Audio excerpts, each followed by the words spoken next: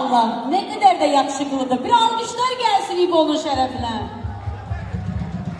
Düzdür biz sen təqdim etdiyim kimi edə bilməyəcəyim. Amma belə deyim ki, ən azından könlünü ala bilim.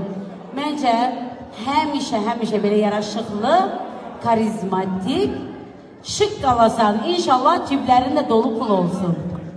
Mən də deyim ki, görəsən ömrüm hardadır və nə edir? Gülür. Tabii ki dostumsan, səni həyatda uzun ömürlər arz edirəm. Xoşbəxt ol. Gəlsin mi?